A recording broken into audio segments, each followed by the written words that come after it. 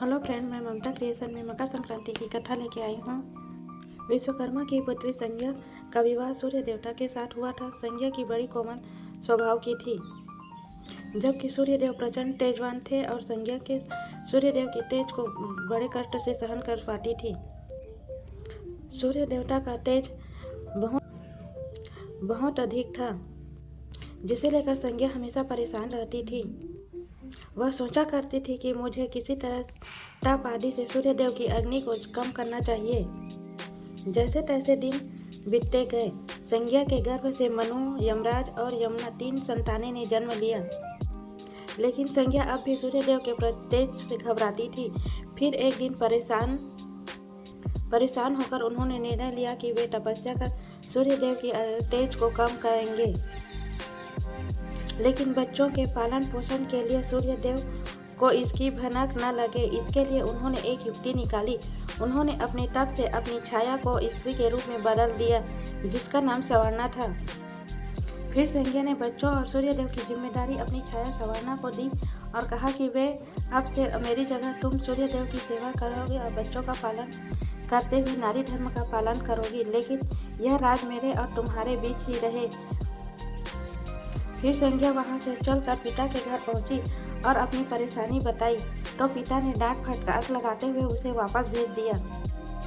लेकिन संज्ञा वापस न जाकर वन में चली गई और घोड़ी का रूप धारण करके तपस्या में लीन रहने लगी। उधर सूर्यदेव को जरा भी आभास नहीं हुआ कि उनके साथ रहने वाली संज्ञा नहीं स्वर्णा है। स्वर्णा अपने धर्म का पालन करते हुई छाया रूप होने के कारण सूर्य के तेज में उसे कोई परेशानी नहीं हुई। सूर्यदेव और स्वर्णा के मिलन से भी सर्वणा, मनु और शनिदेव भद्रा 3 संतानों ने जन्म लिया।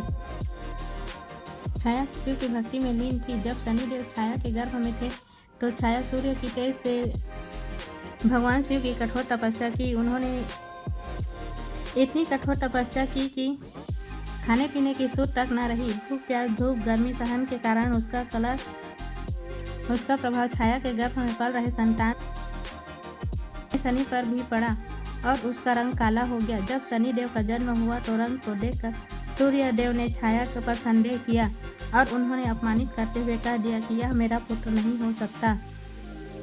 माँ के तप की शक्ति से शनिदेव में भी आ गई। उन्होंने क्रोधित होकर अपने पिता सूर्यदेव को देखा और सूर्यदेव बिल्कुल काले हो गए थे। उनके घोड़ों की चाल भी रुक गई। परेशान होकर सूर्यदेव को भगवान शिव की शरण लेनी पड़ी। उसके बाद भगवान शिव ने सूर्यदेव को और उनकी गलती का एहसास करवाया। सूर्यदेव अपने लिए किए का पश्चाताप करने लगे, गलती के लिए क्षमा याचना की। तब उन्होंने फिर से अपना रूप वापस मिला।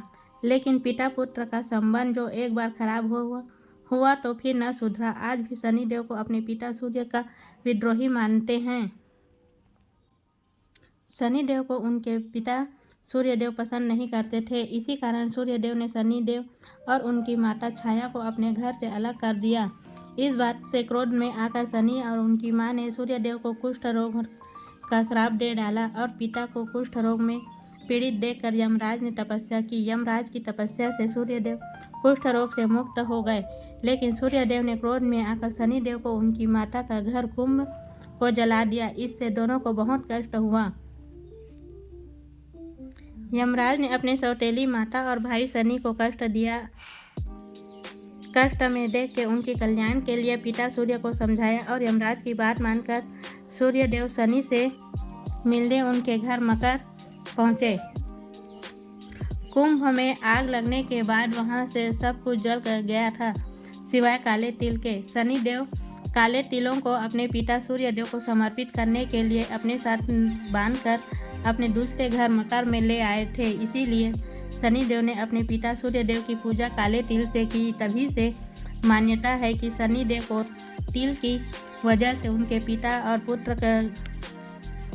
पिता का घर और सुख की प्राप्ति हुई। तभी से मकर संक्रांति पर सूर्यदेव की पूजा के साथ तिल का बड़ा महत्व माना जाता है। यमराज की बात मानकर सूर्यदेव ने अपने पुत्र शनि से मिलने जिस दिन उनके दूसरे घर मकर में पहुंचे थे, उस दिन को मकर संक्रांति के मनाया जाता है और इस दिन का दान पुण्य से बहुत महत्व माना जाता है। वीडियो अच्छी लगे तो वीडियो को लाइक शेयर एंड सब्सक्राइब करें। Thank you for watching. मिलते हैं नेक्स्ट वीडियो में, तब तक के लिए बाय बाय। एंड स्क्रीन में और भी वीडियो हैं, देखें।